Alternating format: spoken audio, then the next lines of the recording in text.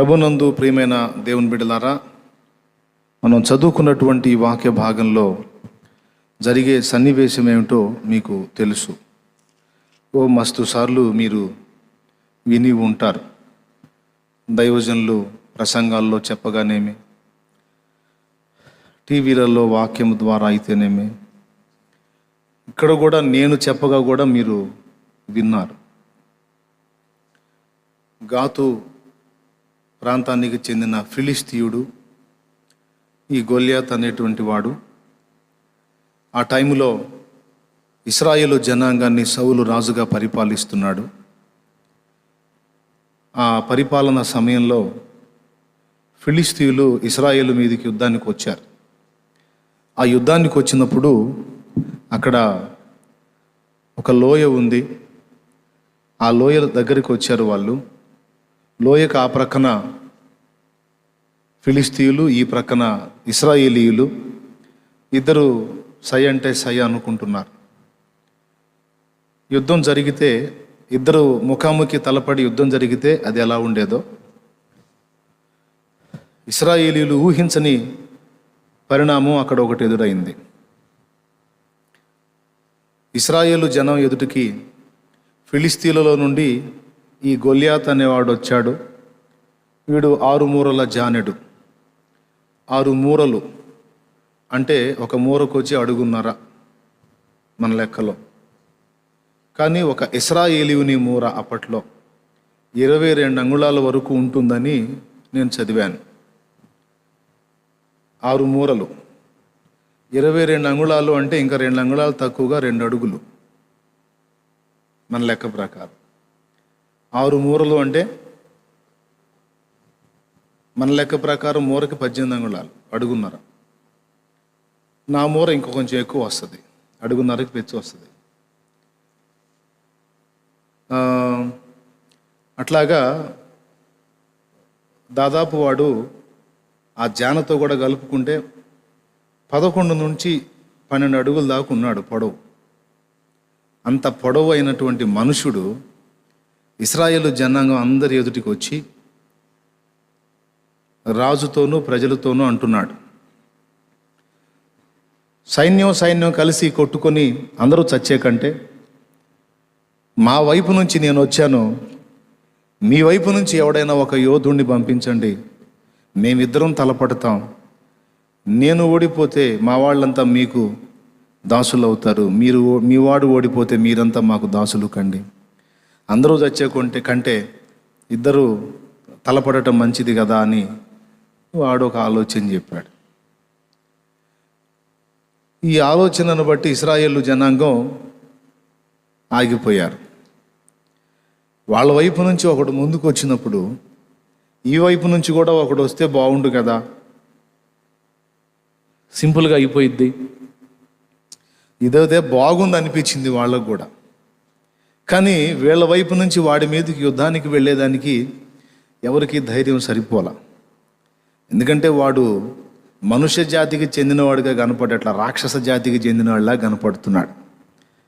దాదాపు 11-12 అడుగుల పొడవున్న ఒక మనిషి మన ముందు నిలబడితే మన పరిస్థితి ఏంటండి? కనీసం వాడి నడుము దాకా వస్తామా మనం? వాడి నడుము దాకే మనం వచ్చేది. అంత ఎత్తని, ఇంకా పెచ్చే ఉంటాడు. కాబట్టి ఎవరికి ధైర్యం చాల. సౌలు రాజు కూడా సర్దుకున్నాడు వెనక్కి. ఇశ్రాయేలు జనాంగం మొత్తంలో కూడా 1 అడుగు ఎత్తు సౌలు ఉంటాడు.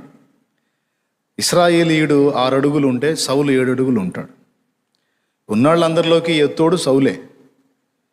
సౌలు కంటే కూడా వాడు 4-5 అడుగులు ఎత్తున్నాడు. ఈయనపై వాడి మీద గలబడేదానికి ధైర్యం చాల. చేసేది లేకపోయి గుడారంలో కూర్చొని మీటింగ్ వేసుకున్నారు. ఎవడిని పంపిద్దామో, ఎవడు వెళ్తాడు అంటే ఆ రోజు గడిచిపోయింది, ఎవడెళ్ళలా. మరుసటి రోజు ఎవరన్నా ఒకడు ప్రేరేపించబడతాడేమో, వెళ్తాడేమో అని ఆ రోజు అప్పటికి 40 దినములు అయిపోయింది. 40 రోజులైనా ఒక్కడు కూడా ముందుకు రాలా. నేను పోతాను, వాడు రోజుకు రోజుకి వాడి మాటలు ఎక్కువైపోతున్నాయి. స్టార్టింగ్లో కాస్త మర్యాదగా పిలిచినోడు వీళ్ళు వెనక్కి తగ్గేసరికి ఎగతాళి చేయటం ఎక్కువైపోయింది. ఏంట్రా మీలో సరైనోడు ఒకడు కూడా లేడా?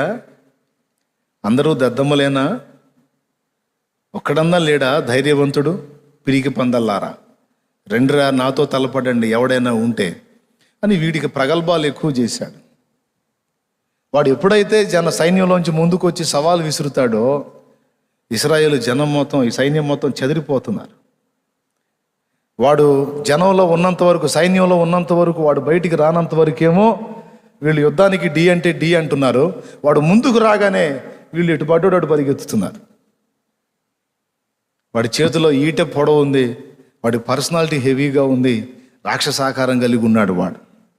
పైగా వాడు అంత పర్సనాలిటీ ఉండి కూడా పైనుండి కింది దాకా కవచాలు పెట్టుకున్నాడు, రాగి శిరస్త్రాణం పెట్టుకున్నాడు, మైమరువులు దొడుక్కున్నాడు, అన్నీ పకడ్బందీగా ఉన్నాడు.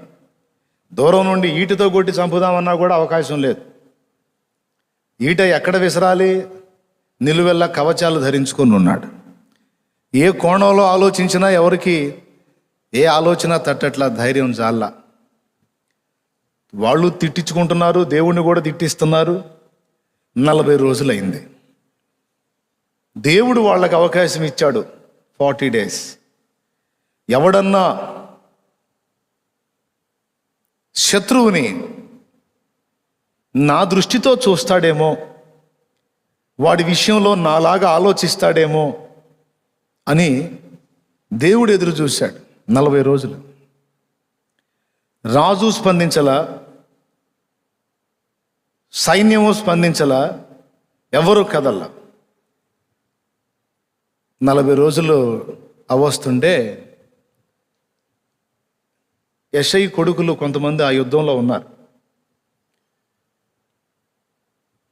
దావీదు గొర్రెలకు వెళ్తున్నాడు.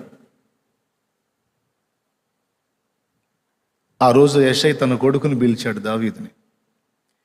మీ అన్నోళ్ళు యుద్ధానికి వెళ్ళారు, యుద్ధం జరిగిందా ఆగిందా ఏం తెలియలేదు, సమాచారం రాలేదు. ఇదిగో నువ్వు వెళ్ళి అన్నోళ్ళ దగ్గరికి ఈ ఆహార పదార్థాలు వాళ్ళకి ఇచ్చి ఆ యుద్ధ సమాచారం ఏమైంది తెలుసుకొని రాయా దావీదని పంపించాడు దావీదుని. ఈ దావీదు బయలుదేరాడు. కరెక్ట్గా దావీదు ఈ ఆహార పదార్థాలు తీసుకెళ్ళి ఆ సామాగ్రి భద్రంగా కాచే వాళ్ళ దగ్గర అప్పచెప్పి వాళ్ళ అన్నయ్యళ్ళకి ఇవ్వమని, అక్కడ జయధ్వనులు మోగుతుంటే యుద్ధం అయిపోయింది కాబోలనుకుంటూ పోయాడు అక్కడికి. ఒకసారి అక్కడ ఆ సన్నివేశం ఒకసారి పైకి చదువమ్మా. దావీదు పోయేసరికి అక్కడ ఏం జరుగుతుంది అన్న సన్నివేశం చదువు చాలు. సైన్యమునకు ఎదురై ఇశ్రాయేలును ఫిలిస్తీయులను యుద్ధ సన్నుతులై బయలుదేరుచుండిరి. దావీదు తాను తెచ్చిన వస్తువులను సామాగ్రిని కనిపెట్టు వాని వశము చేసి పరిగెత్తిపోయి సైన్యములో చొచ్చి కుశల ప్రశ్నలు తన సహోదరులను అడిగాను. అతడు వారితో మాట్లాడుచుండగా గాతు ఫిలిస్తీయుడైన గొల్యాతు అను శూరుడు ఫిలిస్తీయుల సైన్యములో నుండి వచ్చి పై చెప్పిన మాటలు చొప్పున పలుకగా దావీదు వినెను. దేవునికి స్తోత్రం కలుగును గాక. వీళ్ళు ఏం సైన్యమునకు సైన్యము ఎదురై ఏమని అరిచారు? పైన చదువమ్మా 20వ వచనం. దావీదు ఉదయం లేచి ఒక కాపరికి గొర్రెలను అప్పగించి ఆ వస్తువులను తీసుకుని యెషయా తనకిచ్చిన ఆజ్ఞ చొప్పున ప్రయాణమైపోయెను. అయితే అతడు కందకమునకు వచ్చినప్పటికీ వారును వీరును పంక్తులుగా తీరి జయము జయమని అరచుచు యుద్ధమునకు సాగుచుండిరి. యుద్ధం అయిపోతే కదా జయమని అరవాల్సింది.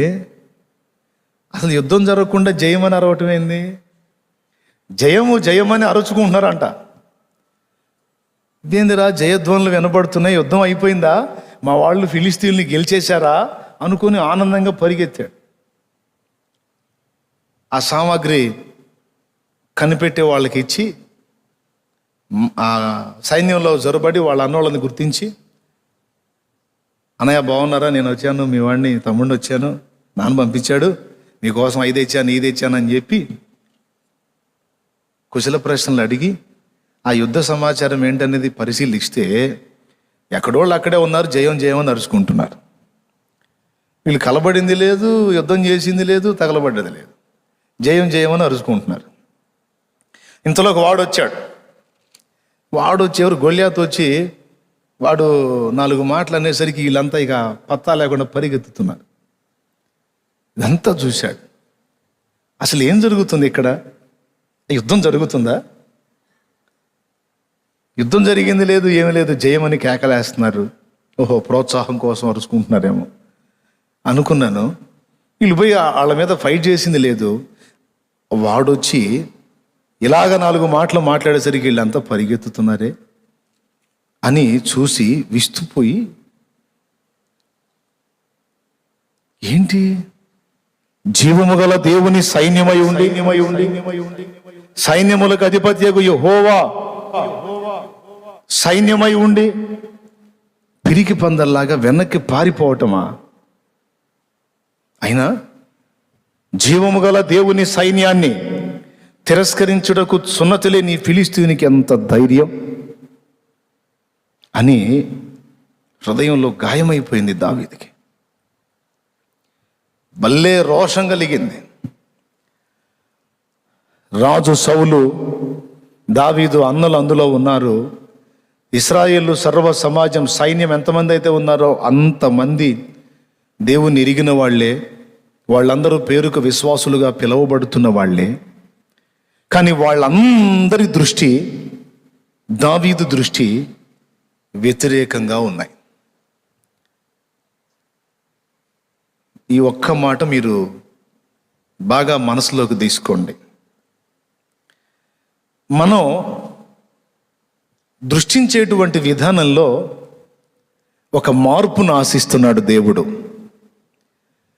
మన దృష్టిలో ఒక మార్పును ఆశిస్తున్నాడు దేవుడు. అది పాఠం.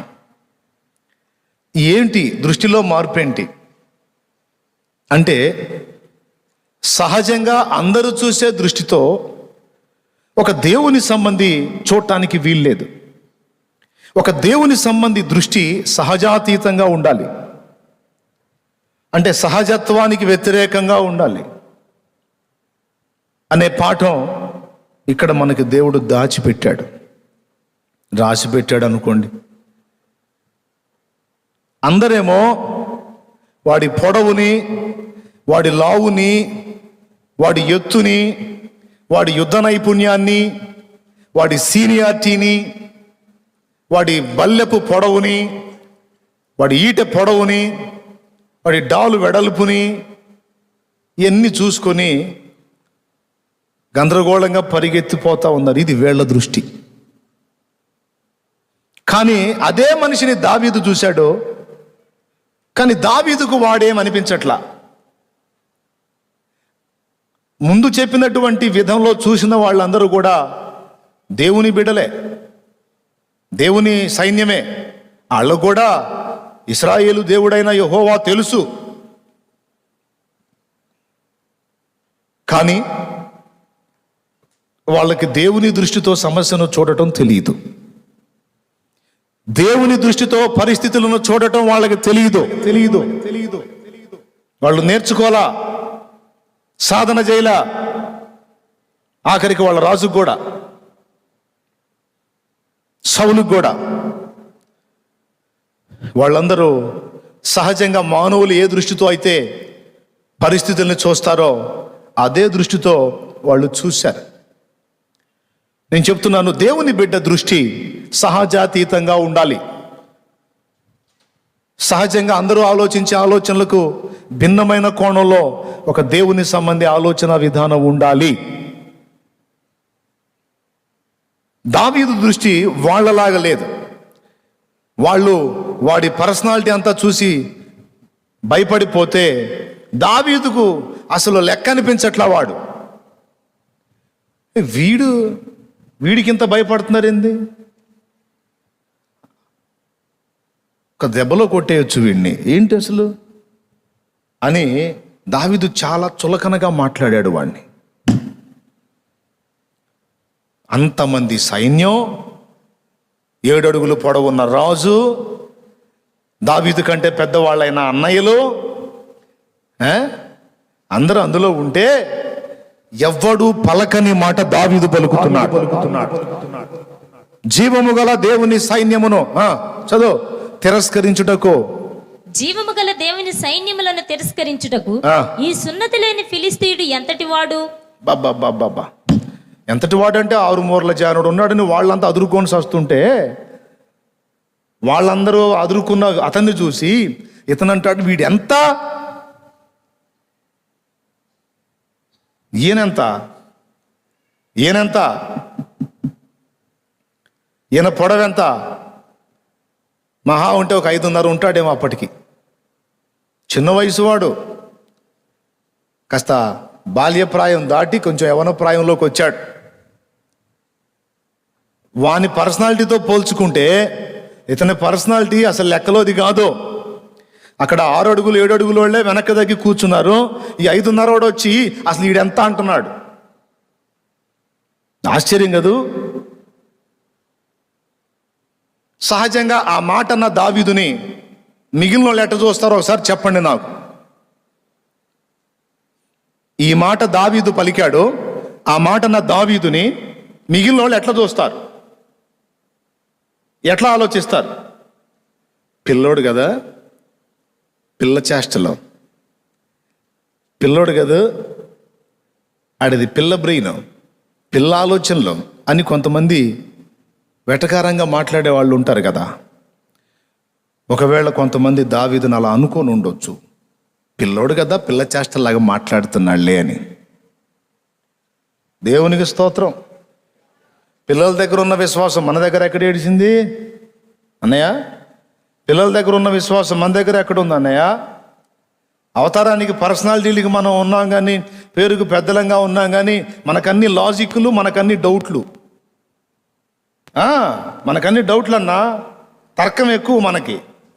అది ఎట్లా ఇద్దిలే, అట్లా ఇద్దిలే, ఇట్లా ఇద్దిలే, మనకున్న అనుభవ జ్ఞానాన్ని బట్టి మనం ఆలోచిస్తాం. కానీ ఒక పిల్లోడు ఆలోచన అట్లా ఉండదు దేవుని విషయంలో. మీకు ఇంకొక ఉదంతం కూడా చెప్తాను, దాన్ని సపరేట్గా చెప్దాం అనుకున్నాను కానీ సందర్భం వచ్చింది, చెప్పేస్తాను. 5,000 మందికి పైచిలుకు జనాభా, పురుషులే 5,000 మంది అంటే ఆడాళ్ళు అంతమంది ఉంటారు, పిల్ల జల్ల కూడా ఉంటారు. మొత్తం 10-12 మంది ఉన్నారు. యేసయ్య వాక్యం చెప్పిన 3 రోజులు అయిపోయిన తర్వాత వాళ్ళని పంపించేదానికి ముందు వాళ్ళ ఆకలితో వెళ్ళటం నాకు ఇష్టం లేదు, వాళ్ళకి తినేదానికి ఏమన్నా ఆహారం పెట్టండి అని ప్రభు మాట్లాడాడు శిష్యులతో. అట్లా మాట్లాడినప్పుడు ఒక్కసారి మీరు ఆలోచన చేయండి. మీకు తెలుసు 5 రొట్టెలు 2 చేపల సంగతి తెలుసు కదా మీకు, మళ్ళీ ఏమైనా చూపించాలా నేను? ఏమన్నా తెలుసుగా మీకు? 5 రొట్టెలు 2 చేపల సంగతి తెలుసా? ఎంతమంది తెలుసు? చేతులు ఎత్తండి. ఇది కూడా తెలియకపోతే ఇక చాలా దారుణం అనుకోవాలా, కొత్త వాళ్ళని మినహాయించి. ఆ రిఫరెన్స్ ఎక్కడుందో చెబుతారా పోనీ తొందరగా?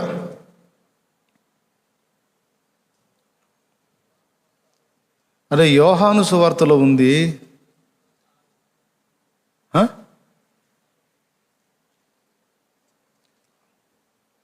ఒక్కసారి మీరు ఊహించండి, అన్ని వేల మంది జనాభా అక్కడ ఉన్నారు కదా, వాళ్ళందరిలో ఎవరి దగ్గర రొట్టెలు లేవంటారా? ఎవరి దగ్గర చేపలు లేవంటారా? మీరు ఊహించి చెప్పండి కొంచెం.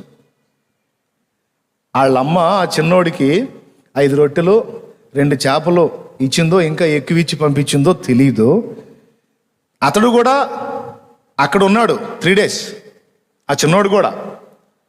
వాడి దగ్గరే, వాడి గంపలో 5 రొట్టెలు 2 చేపలు ఉన్నాయంటే మిగిలిన వాళ్ళ దగ్గర ఉన్నాయా లేవా? పెద్దవాళ్ళకి ఆకలి ఎక్కువ, పిల్లలకి ఆకలి ఎక్కువ. మనం 3 సార్లు తినేటప్పటికీ అల్లాడుతాం, వాడు 5 సార్లు కూడా తింటాడు. ఆడతాడు వస్తాడు ఆకలి అంటాడు, ఆడతాడు వస్తాడు ఆకలి అంటాడు. అవునా? ఏం చెప్పరు? ఎన్నిసార్లు తింటారు? నేను పిల్లవాడిగా ఉన్నప్పుడు 5 సార్లు తిన్నా. మీరేమన్నా అనుకోండి, 5 సార్లు తిన్నా. ఇంకా దొరికితే అదనపు మేత కూడా 6 సార్లు కూడా తిన్నా నేను. దాపరికమే ఉంది. మామూలుగా మనుషులు 3 సార్లు తింటా, నేను 5 సార్లు తిన్నా. స్తోత్రం, హల్లెలూయా. ఇప్పుడు 3 సార్లుకి వచ్చా. 5 సార్లు తిన్నా కూడా అరిగిపోయేది. పిల్లవాడి దగ్గర మిగిలిన ఈ రొట్టెలు అంటే మరి పెద్దవాళ్ళ దగ్గర ఉంటాయా, ఉండవా? మీరు నోరు తెరవడం, మీకు దండం పెడతాను, గట్టిగా చెప్పండి, మీరన్నా చెప్పండి. ఉంటాయా, ఉండవా? పిల్లవాడి దగ్గరే ఉన్నప్పుడు పెద్దవాళ్ళ దగ్గర ఉండవా? అది పాయింట్. మరి ఎవరన్నా ముందుకు వచ్చారా? ఎందుకని? లాజిక్. వీరికి పెట్టుటకు మీ వద్ద ఏమైనా కలదా అంటే, ఓయమ్మో ఇంతమందికి పెట్టడానికి మన దగ్గర ఉన్న ఈ గంపలోన ఈ 10 రొట్టెలు ఏం సరిపోతాయి, ఈ 20 రొట్టెలు ఏం సరిపోతాయి అనుకున్నారు. వీరికి పెట్టుటకు మీ వద్ద ఏమైనా ఆహారము కలదా అన్నప్పుడు పెద్దవాళ్ళ దగ్గర తర్కం పనిచేసింది. తర్కం పనిచేసినప్పుడు ఏం జరిగిద్దంటే విశ్వాసం మీకు అక్కడ పనిచేయదు.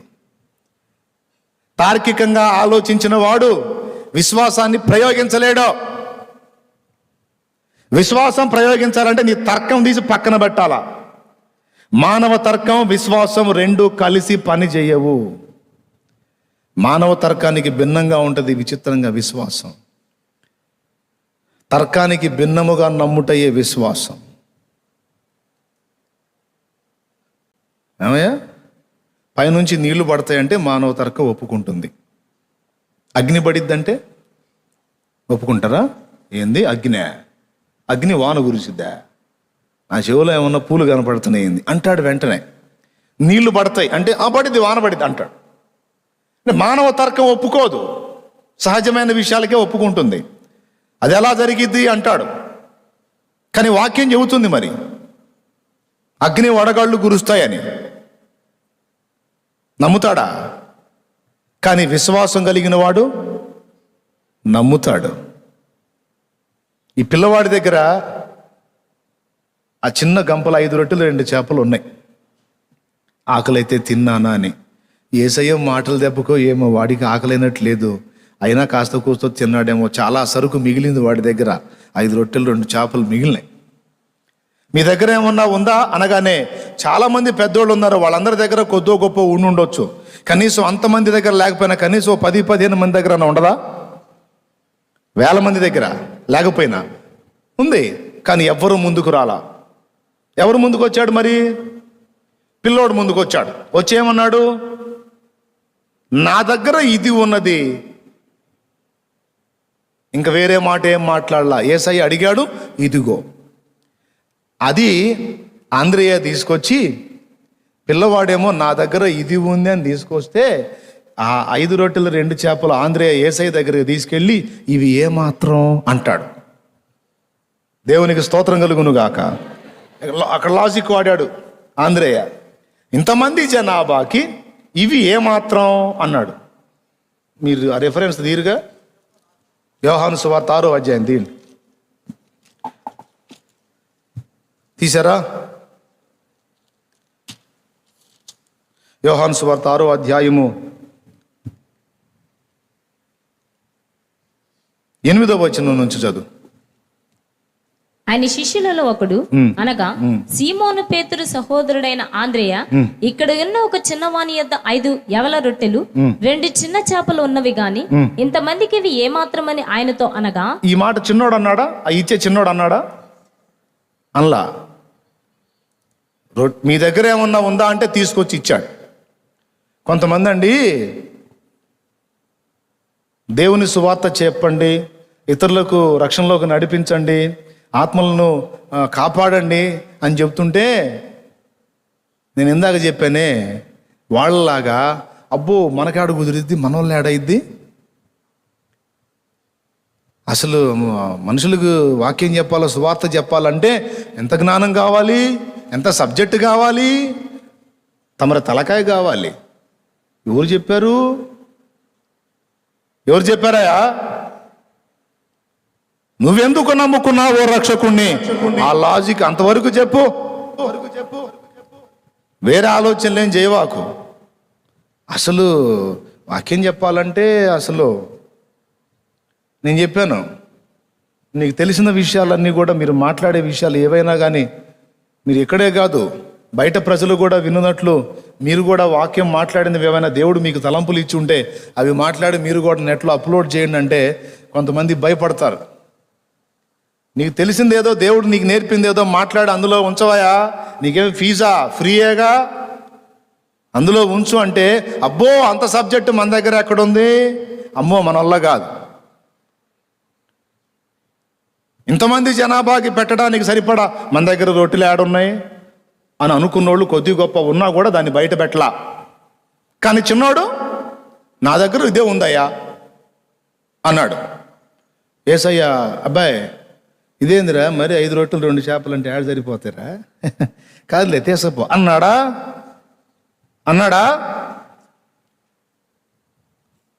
శబ్బాష్, అందరూ కాస్తో కూస్తో కలిగి ఉన్న ఎవడో ముందుకు రాలేదురా, నువ్వు వచ్చావు, నీ దగ్గర ఉన్నది అదే చాలు. ఆ చిన్నవాడు ఇచ్చినవి మాత్రమే తీసుకున్నాడా? అబ్బాయి చిన్నోడు కాసిన ఇచ్చాడయ్యా, ఇంకెవరి దగ్గర ఏమైనా ఉన్నాయా అయ్యా అన్ని పోగు చేయండి అన్నాడా? ఏమల్లా.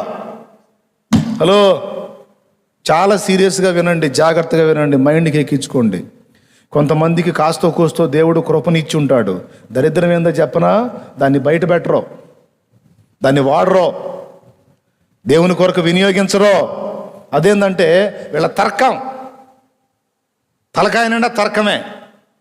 ఈ తర్కాన్ని ఉపయోగించి మనకి అడుగు కుదిరిద్దిలే, అసలు మనకు అది దాని లెక్క వేర్లే, అది వాళ్ళు, అది సేవకులు, అది సేవకుడా నువ్వేం చేయవా,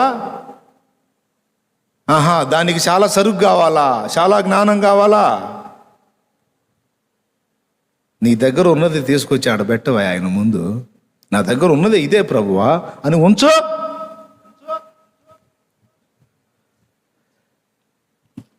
దాన్ని ఎలా చేస్తే అందరి కడుపులు నింపుతాయో అది యేసయ్య చూసుకుంటాడు.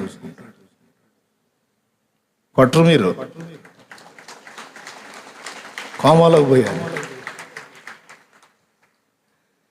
దాన్ని ఎట్లా చేస్తే అందరి కడుపులు నిండుతాయో యేసయ్య చూసుకుంటాడు. నీకెందుకు? నీకు దేవుడిచ్చింది ఏదో మాట్లాడు. ఎవరెవరినో చూసి అబ్బో ఆయనంతా ఈయనంతా ఆయనంతా అని ఎందుకు ఆగిపోయావు? సేవ చేసేవాడికి కూడా చెప్తున్నా, నీకు దేవుడు వాక్య జ్ఞానం ఇచ్చి మాట్లాడే సామర్థ్యం ఇస్తే నువ్వు మాట్లాడిన 4 మాటలు ఎవరన్నా ఒకడు చూసి ఒక ఆత్మహత్య నుంచి తప్పించుకుంటాడేమో. భక్తి జీవితంలో నీ నుండి వచ్చిన 4 మాటలు అనుకోకుండా వాని చెవిని బట్టి ఆ మాటలను బట్టి మారు మనసు పొందుతాడేమో. అదంతా పెద్ద వాళ్ళు చేసే పనిలే, మన వల్ల కాదని ఎందుకు నిన్ను నువ్వే దిగజార్చుకున్నావు పిచ్చి తర్కం ఉపయోగించి? అందరికీ చెప్తున్నా, చిన్న పిల్లలు వాళ్ళ సైకాలజీ వేరు, వాళ్ళ విశ్వాస ప్రయోగం అంటే వాళ్ళ దగ్గరే చూడాలా, అట్లా ప్రయోగిస్తారు. మీ దగ్గర ఏమైనా ఉందా అంటే ఏ లాజిక్ ఆలోచించలా, మెల్లగా తీసుకొచ్చి యేసయ్య అడిగాడు కదా, మా అమ్మ తినమని ఇవి ఇచ్చింది, నా దగ్గర ఇవి ఉన్నాయి అని తీసుకెళ్ళి ఆంధ్రయ్యకి ఇస్తే, ఆంధ్రయ్య తీసుకెళ్ళి యేసయ్య దగ్గర అంటాడు, ఇంతమందికి ఇవి ఏమాత్రం, నాకు తెలిసి యేసయ్య చూసి ఉంటాడు ఆంధ్రయ్యకి వెళ్ళి, ఏం మనిషి ఆంధ్రయ్య నువ్వు అని. ఆ పసివాడికి ఉన్న నమ్మకం నీకు లేకపోయే, ఏమాత్రం అంటే అవి తీసుకెళ్ళి పంచుదాం అనుకునే, నేను ఏమన్నా ఉందా అని అడిగింది.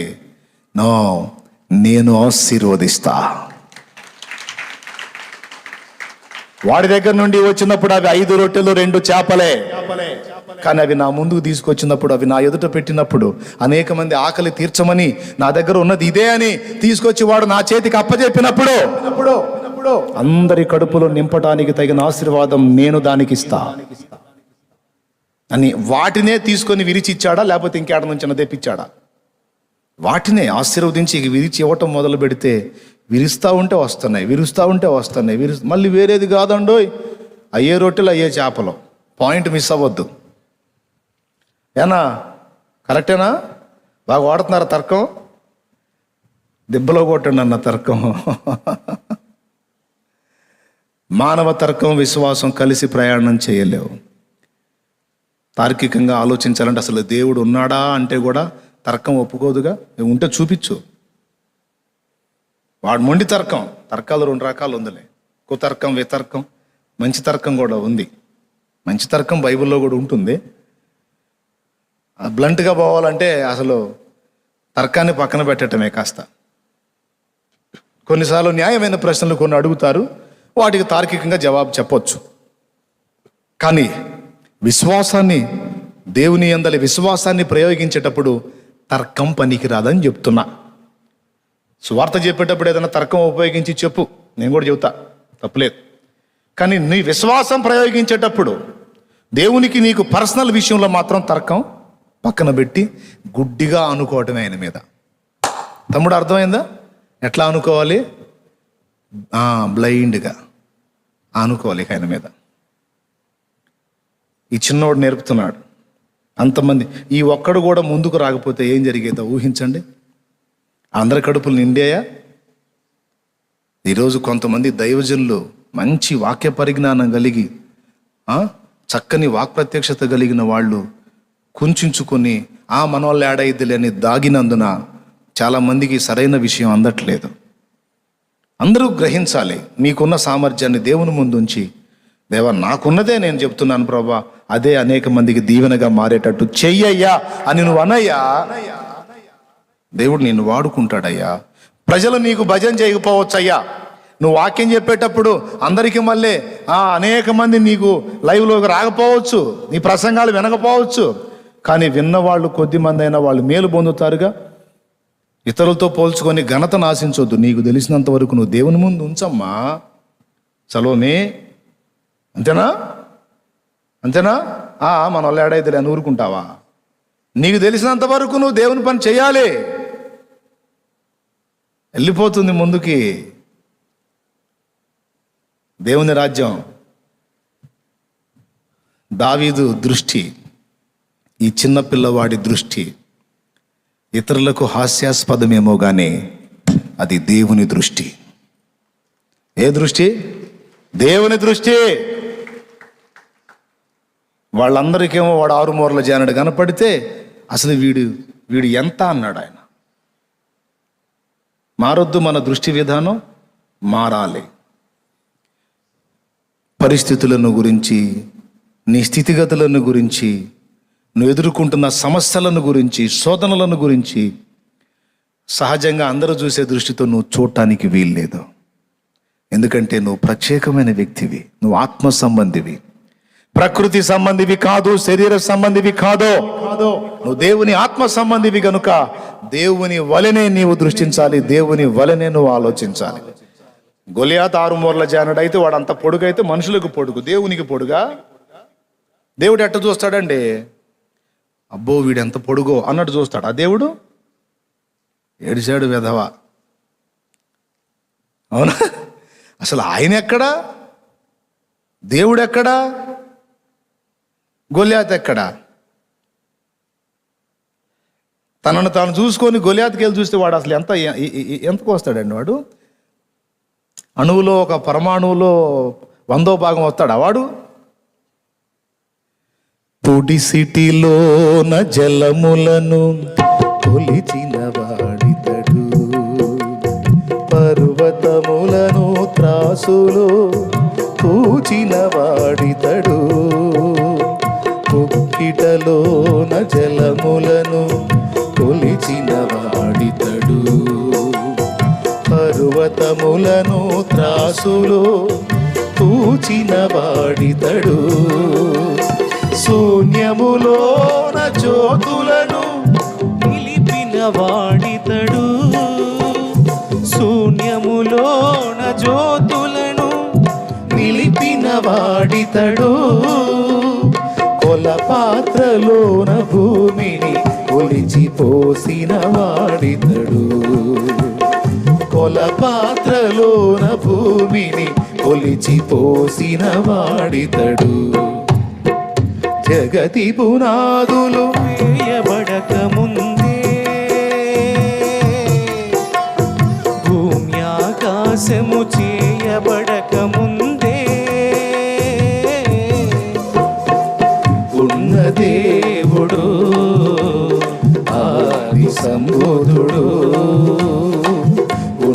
దేవుడు, ఆది సంబుధుడు, జగతి పునాదులు వేయబడక ముందే.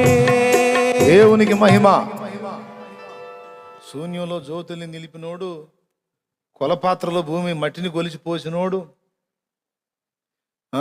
పుడిసీట్లో జలాలు కొలిసి పోసినోడు, అసలు ఆయన ఎక్కడ, గొలియాత్ ఎక్కడ?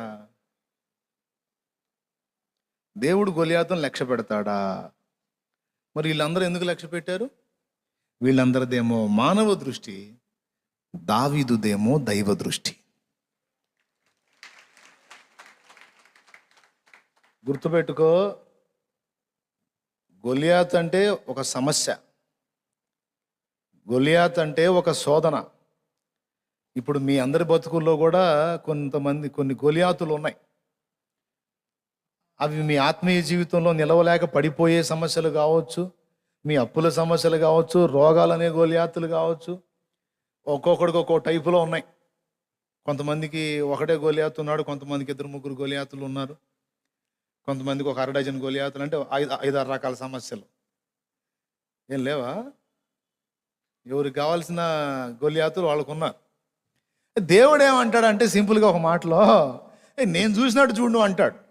ఏంది ప్రభా నువ్వు చూసినట్టు చూసేది, అమ్మో అదురుపుడుతుంది తండ్రి అని దడదడలాడిపోతా ఉన్నాం మనం. దేవుడు అంటాడు, దృష్టి మార్చుకోరా బాబు, తార్కికంగా లోకస్తులా చూడకుండా విశ్వాస నేత్రాలతో నా వలె చూడు అంటాడు. మనం నేర్చుకోవాలి, ఇది సాధన చేయాలి. ఇది దేవుని వలె చూచుట, దేవుని వలె ఆలోచించుట, దేవుని వలె మాట్లాడుట, దేవుని వలె వ్యవహరించుట. ఆయనే మనకు మాదిరి. దావీదు దగ్గర కనపడింది. అందుకే దావీదుకి ఏం పేరు పెట్టాడు?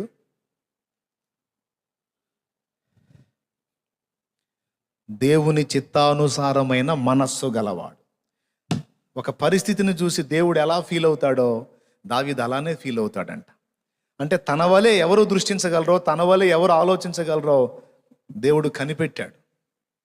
అంతమంది సమూహంలో ఒక్కడంటే ఒక్కడు కూడా కనపడలా, ఒకే ఒకడు కనపడ్డాడు. అతడు దావీదు. తర్వాత ఇది అయిన తర్వాత ఇశ్రాయేలుకు దావీదే రాజయ్యాడు. దేవుని వలె చూడటం. దేన్ని? నీ ఎదురున్న పరిస్థితుల్ని, అది ఎంతదైనా కావచ్చు, దాని మెడలు వంచి నీ చేతికి నా దేవుడు పట్టిస్తాడు. కొట్టు, దేవునికి మహిమ చెల్లించు గట్టిగా.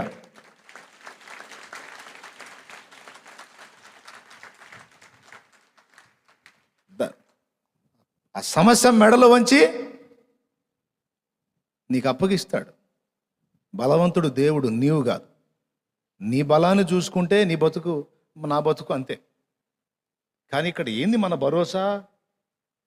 ఎవరిని బట్టి మన దమ్ము, ఎవరిని బట్టి మన ధైర్యం? జీవము కలిగిన దేవుడో తల్ల క్రిందులు చేసాడు అవసరమైతే నీ కోసం ప్రకృతిని. అది మన ధైర్యం, అది మన ఆధారం.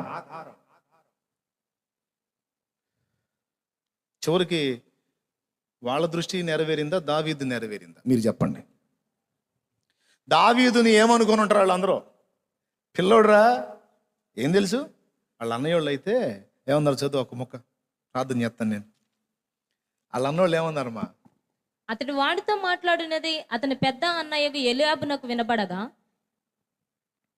ఎలియాబునకు దావీదు మీద కోపం వచ్చి అతనితో, నీవిక్కడికి ఎందుకు వచ్చితివి? అరణ్యములోని ఆ చిన్న గొర్రె మందను ఎవరి వశము చేసితివి? నీ గర్వమును నీ హృదయపు చెడుతనమును నేను ఎరుగుదును. యుద్ధము చూచుటకే కదా నీవు వచ్చితివనెను. చూసారా? విశ్వాసంతో మనం మాట్లాడితే అవతలవాడికి అది గర్వంలా కనపడుతుంది. అది వాడి కర్మ, మనం చేయగలిగింది ఏం లేదు.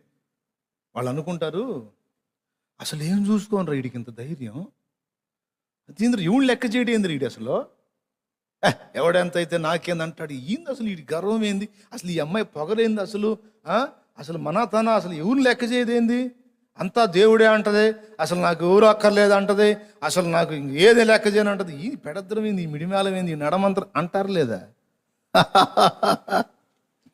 వీళ్ళంతా ఎలియాబులు అన్నమాట. దేవునికి స్తోత్రం కలుగునుగా. వీళ్ళందరూ ఎవరు? రే నీ గర్వం పెంచురా.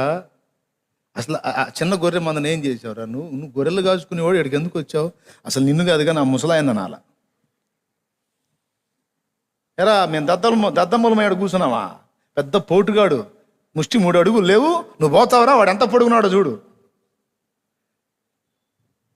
ఇట్లాంటి డైలాగులు వేసి ఉంటాడు పాపం. పట్టించుకున్నాడా? మొత్తం దులిపేశాడు. కొంతమంది దులిపేయటం చేత కాదు, వచ్చి కుమిలిపోతుంటారు. నన్ను ఇట్ట అంటున్నారు అన్నయ్య, నన్ను ఇట్ట అంటున్నారు అన్నయ్య అని కుమిలి నన్ను కొడుతుంటారు. నాకు చిరాకు పుట్టింది అట్ట చెబుతున్నాను.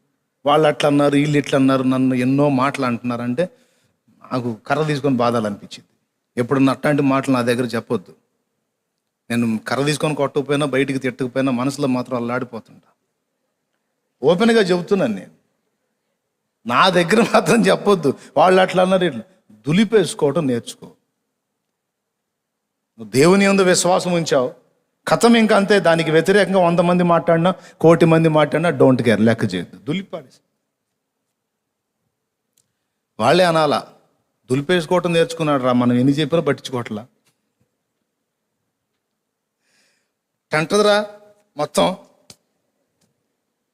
మనం ఎన్నన్నా చెప్పు, టంటుంది. ఏముంది అంటే ఏంది? దులిపేస్తుంది. మళ్ళీ దేవుడే అంటుంది. కుమిలిపోయి అల్లాడిపోయాడు దావీదు. నేను గొలియాతు మీద యుద్ధం చేద్దామంటే మా అన్నయ్య ఇట్ట అన్నాడు అని ఫీల్ అయ్యాడా? ఏడిచా కదవా.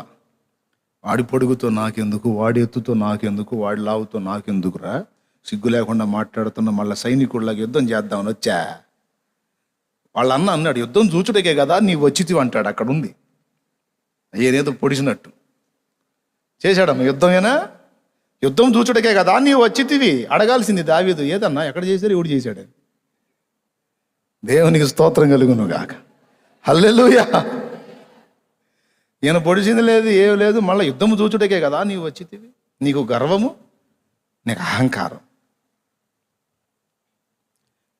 గుర్తుపెట్టుకో, దేవుని కొరకు గొప్ప విశ్వాసాన్ని ప్రదర్శించేటప్పుడు అవమానాలు ఎదురవుతాయి. నీకు దండేసి సన్మానాలు రావు, అవమానాలు ఎదురవుతాయి, తిరస్కారాలు ఎదురవుతాయి. నీకు భూషణలు రావు, దూషణలు వస్తాయి. అవన్నీ దాటుకొని వెళ్ళాలా. వెళ్ళి నిన్ను ఎగతాళి చేసిన వాళ్ళందరూ ఎగతాళి చేస్తూ చేస్తూ చేస్తూ ఉంటే వాళ్ళ ఎగతాళి నువ్వు పట్టించుకుంటావా, విశ్వాసంలో స్థిరుడు అయి ఉంటావో దేవుడు కనిపెడతాడు. ఆ మాటలకు బెండ్ అయిపోయి దిగజారావనుకో, వెధవ లెక్కలు వేస్తాడు దేవుడు, వీడు వేస్ట్ క్యాండిడేట్ అని. అవి దులిపేసి నీ విశ్వాసాన్ని దేవుని పట్ల అలానే కలిగి ఉండి, నాకు దేవుడే ఉన్నాడు, ఆయన్నే చూసుకుంటాడు, నేను వీళ్ళలాగా వాళ్ళలాగా ఆలోచించను, నా దేవుడే నాకు సహాయకుడు అని విశ్వాసాన్ని, నిరీక్షణను కోల్పోకుండా అలాగునే స్థిరంగా నిలిపి ఉంచితివా, నిన్ను ఘనుల లెక్కలో ఉంచుతాడు దేవుడు. వీరుల లెక్కలో చేరుస్తాడు నిన్ను. మేము దద్దమ్మలమయ్యాడు కూర్చున్నామంటే దద్దమ్మవు కాబట్టి నువ్వు కూర్చున్నావు. నేను గాను నీలాగా. ఎందుకంటే నేను నువ్వు దద్దమ్మలం కావచ్చు, కానీ మనం నమ్మిన దేవుడు దద్దమ్మ కాదు. ఏమయ్యా, ఆయన దద్దమ్మ. నీ చేత కాకపోవచ్చు, కానీ నీ దేవునికి సాధ్యమైంది. నువ్వు ఆయన కూడా దద్దమ్మని చేసి కూర్చోబెట్టావుగా నీ పిచ్చి తెలివితో. నువ్వు అంతసేటు ప్రాణానికి తెగించి ఒక అడుగు ముందుకేస్తే నీ మీదకి పరిశుద్ధాత్మను పంపించి నీకు జయం ఇవ్వడో? నువ్వు దద్దమ్మవై దేవుణ్ణి కూడా, శక్తివంతుడైన దేవుణ్ణి కూడా ఒట్టిగా కూర్చోబెట్టావు. ఇప్పుడు మంచో చెడో ముందుకొచ్చి నేను తెగించి లైన్లోకి రాబట్టి ఏదో కొద్దిగా వాడుకొని కొంత పని చేశాడు దేవుడు. అట్లా తెగించకుండా అబ్బో మన వల్ల కాదని నేను దద్దమ్మలా కూర్చుంటే బలవంతుడైన దేవుడు కూడా మౌనంగా ఉండాల్సి వచ్చేది. మనం దద్దమ్మలమైన దేవుణ్ణి కూడా అలా చేసి కూర్చోబెట్టకూడదు. అర్థమవుతుందా? ఎంతమందికి అర్థమవుతుంది?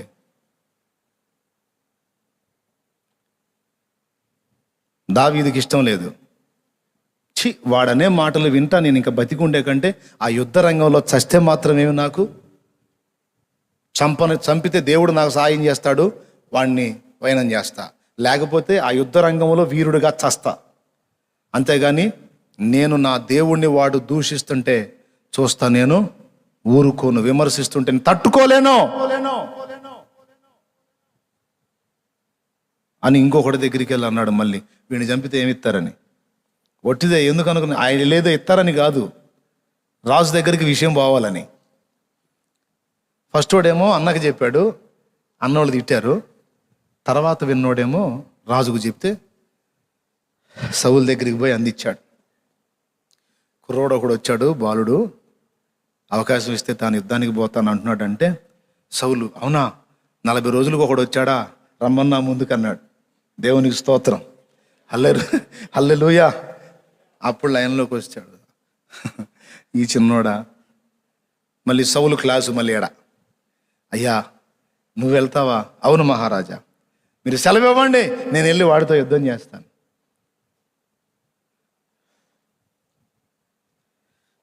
ఏం చేస్తుంటావు నువ్వు అన్నాడు. గొర్రెలు కాస్తుంటానండి. అది చిన్నవాడివి, గొర్రెలు కాస్తున్నావు, నీకేం తెలుసు? వాడు బాల్యము నుండి యుద్ధమందు నేర్పరి. వాడి ఈట ఎంత పొడుగుందో చూసావా అని వాడి కొలతలు, వాడి గొప్పతనం చెబుతున్నాడు. సార్ ఇవన్నీ నాకు ఎందుకు చెప్తారు, మీరు అనండి, నేను పోయి వాడిని వైనం చేస్తాను. నాకు ఇది కొత్త కాదు. ఎలుగుబంటితో ఫైట్ చేశా, సింహంతో ఫైట్ చేశా, సింహం నోటి నుండి, ఎలుగుబంటి నోటి నుండి నన్ను కాపాడిన దేవుడు వీణ్ణి కూడా నాకు అప్పగిస్తాడు. నాకు విశ్వాసం ఉంది. నువ్వు అనవయా, సిగ్గు లేకుండా 40 రోజులు దౌరిచ్చావు. 40 రోజులు బుద్ధిహీనంగా కూర్చోబెట్టావు. నువ్వు అను. అబ్బాయికి నా కవచాలు తొడగండి అన్నాడు. ఆయన 7 అడుగులోడు, ఈయనేమో 5 అడుగులోడు. ఎట్లా సెట్ అవుతాయి? ఒకటి సెట్ అవుతాయా? అవి తగిలితే ఈ బరువు ఎక్కువైంది. అయ్యా నీకు దండం పెడతా, ఇది తీయండి, మధ్యలో తెచ్చేటట్టు నన్ను తీయండి అని మొత్తం తీపిచ్చి. కవచాల భద్రత కాదు, యెహోవాయే నాకు కాపుదల. కత్తులు, కటార్లు, ఈటెలు కాదు, ఆయనే నా ఆయుధం. నా దగ్గర ఉన్న దాంతోనే నేను పోతా. చిన్నోడు అక్కడక్కడ అడక్కొచ్చావు, ఇచ్చాడు ఏసైకి 5 రొట్టెలు 2 చేపలు కాకుండా, అమ్మో అత్తే ఏమన్నా ఉంటే రొట్టె పెట్టండి అని అడక్కొచ్చి ఇచ్చాడా? వేరే ఆయన దగ్గర ఉన్నాయే తీసుకెళ్ళి ఇచ్చాడు. అట్లాగే దావీదు, నా దగ్గర ఉన్న దాంతోనే నేను పోతాను, దేవుడే దానిలో నాకు సహాయం చేస్తాడు. తన దగ్గర ఉన్న ఒడిసేలు తీసుకున్నాడు. వాడు మాట్లాడుతూనే ఉన్నాడు. మాట్లాడుకోరా, వాగురా వాగు అనుకుంటా ఉన్నాడు. రాళ్ళు, నొందని రాళ్ళు, ఒక 5 రాళ్ళు ఏరుకున్నాడు. ఎందుకో తెలుసా? ఫిలిస్తీ సైన్యంలో ఈ గొలియాతు గాక అదే టైప్ వాళ్ళు ఇంకా 4 ఉన్నారు. చదవండి మీరు తర్వాత. గొలియాతు ఒక్కడే కాదు, ఆ టైపు ఎత్తర్లు ఇంకా 4 ఉన్నారు. మొత్తం 5. ఒక్కోడికి ఒక్కొక్క రాయి, 5 రాళ్ళు, నున్నని రాళ్ళు ఏరుకొని సంచిలో పెట్టుకొని రాయి ఒడిశాల్లో పెట్టి గిరగిరా తిప్పుతుంటే నేనేమన్నా కుక్కను అనుకున్నావా? కర్ర తీసుకొని వచ్చి వాడు, నేనేమన్నా కుక్కను అనుకున్నావారా అంటే, దాన్ని ఎందుకురా అవమానపరుస్తావు? అది ఫీల్ అయిద్ది ఆ మాట వింటే. నువ్వు అంతకంటే దారుణం, ఈ దెబ్బతో అయిపోయావురా నువ్వు అని కొట్టేశాడు. ఏం జరిగిందో మీకు తెలుసు. ఆ రాయి వాని నుదుటన దొచ్చెను కనుక వాడు బోర్ల పడెను. ఆయుధం లేదు, వాడి ఆయుధంతోనే వాని తల ఛేదించాడు. భద్రత లేదు, దేవుడే భద్రత. విశ్వాసము అది. దేవుని దృష్టితో పరిస్థితులను చూడటం అంటే ఆ కోణంలో చూడాలి. వాళ్ళు చూసినప్పుడేమో అది భయంకరంగా కనపడింది, దావీదు చూసినప్పుడేమో ఇది అంతా అన్నాడు. ఈరోజు నువ్వు ఎదుర్కొంటున్నటువంటి పోరాటం, శోధన, బాధ, సమస్య ఎలాంటిదైనా అది లోకస్తులకు గొప్పది కావచ్చు, నీకు గొప్పది కాదు. ఎందుకంటే నీ దేవుడు సార్వభౌముడో, సర్వాధికారే, చేయగలడాయన ఏ కార్యమైనా. పిరికి బంధంలాగా ఉండొద్దు, విశ్వాసము లేని మూర్ఖతరములాగా మనం ఉండొద్దు. పసిబిడ్డల వంటి విశ్వాసము కలిగి దేవ దృష్టితో ప్రతిదీ కూడా మనం చూచుట సాధన చేయాలి దేవుని వలె. ఈ సంగతి మీలో ఎంతమందికి అర్థమైంది? కొంతమంది చేతులు ఎత్తలు అర్థం కాలేదా? మీకు దండం పెడతా, నా వల్ల కాదు. చాలా స్పష్టంగా అర్థమైంది కదా. ఇప్పుడు మోకాళ్ళు వెయ్యి. నువ్వు ఏ దృష్టితో చూస్తావో, నీ పరిస్థితుల్ని ఎలాంటి సమాధానం నువ్వు పొందగోరుతావో, దేవుని కొరకు ఎలాంటి పరాక్రమం ప్రదర్శిస్తావో, నీకు తెలిసినంత వరకు ఎంతవరకు ఇతరులకు ఉపదేశం చేసి ఆత్మల్ని సంపాదిస్తావో. అయితే దుర్బోధ చేయకండి, సత్యం చెప్పండి. తెలిసినంత వరకు నీకున్నదాన్ని దేవుని ముందు పెట్టు, పరిచర్యలో వినియోగించో. దేవుడే అదనపు ఆశీర్వాదం ఇచ్చి వాడుకుంటాడు. విశ్వాసంతో ఆయన వైపు చూడు, ఆయన చూచినట్టు ప్రతి పరిస్థితిని చూడు.